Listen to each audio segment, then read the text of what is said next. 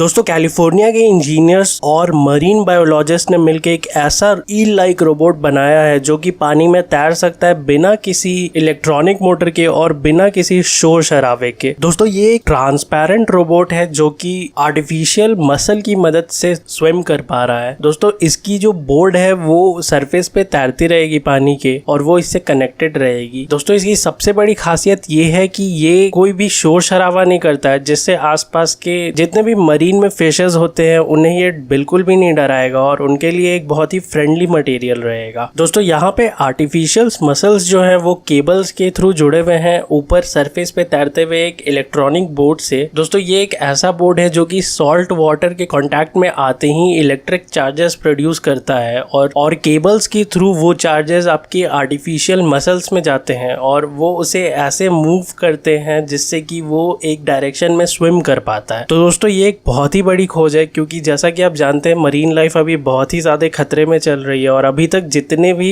Robots बनाए गए थे वो बहुत ही ज़्यादा नॉइजी थे, उनसे फिशेस डर जाती थी और जिसके कारण साइंटिस्ट ये स्टडी नहीं कर पाते थे कि मरीन लाइफ में भी क्या क्या चल रहा है, मरीन फिशेस के साथ क्या क्या प्रॉब्लम है। शायद इसके बाद ये पॉसिबल हो पाएगा क्योंकि जैसा कि आप जानते हैं ये एक बहुत ही फ्रेंडली मटेरियल होगा उनके लिए और ज़्यादा से ज़्यादा पास से साइंटिस्ट स्टडी कर पाएंगे मरीन लाइफ के जितने भी मरीन एनिमल्स हैं या फिर मैमल्स हैं वो सबके बारे में पता कर पाएंगे। दोस्तों इससे बहुत ही बड़ा मौका मिलेगा साइंटिस्ट को फिशेस और जितने भी मरीन लाइफ में जानवर होते हैं या जितने भी लिविंग ऑर्गेनिज्म होते हैं आप मरीन लाइफ में, साइंटिस्ट उन्हें बहुत ही पास से स्टडी कर पाएंगे और ये एक बहुत ही अच्छी खबर है। और यहाँ पे आप जैसा कि जानते हैं ये एक नेचुरल तरीके से ही चल रही है, एज एन एक्सटर्नल पावर का यूज नहीं हो रहा है यहाँ पे, जो कि एक बहुत ही अच्छी बात है। दोस्तों इस टेक्नोलॉजी के मदद से सिर्फ और सिर्फ साइंटिस्ट को ही नहीं, आर्मी के भी बहुत काम आ सकती है ये चीज और बहुत सारे रिसर्च ऑर्गेनाइजेशन के भी काम आ सकती है ये चीज। और इसी जैसा कि एक सॉफ्टेस्ट रोबोट बोला जा रहा है क्योंकि एक बहुत ही सॉफ्ट मटेरियल का और बहुत ही रियल लाइक रोबोट है और साइंटिस्ट का ये भी दावा करना है कि ऐसे बहुत सारे रोबोट्स पे भी काम चल रही है जो कि आपको रियल लाइफ में देखने को मिलेंगे, सिर्फ पानी में ही नहीं धरती पे भी आपको देखने को मिलेंगे। जैसा कि आप जानते हैं आर्टिफिशियल इंटेलिजेंस और मशीन लर्निंग बहुत तेजी से बढ़ रही है पूरे दुनिया में, तो हमें बहुत सारे रोबोट्स अब देखने को मिलने वाले हैं। तो मैं आशा करता हूँ आपको ये वीडियो अच्छा लगा होगा। अगर अच्छा लगा तो लाइक और शेयर जरूर कीजिएगा। एम करते हैं 10 लाइक्स के लिए और चैनल को सब्सक्राइब करना बिल्कुल भी मत भूलिएगा।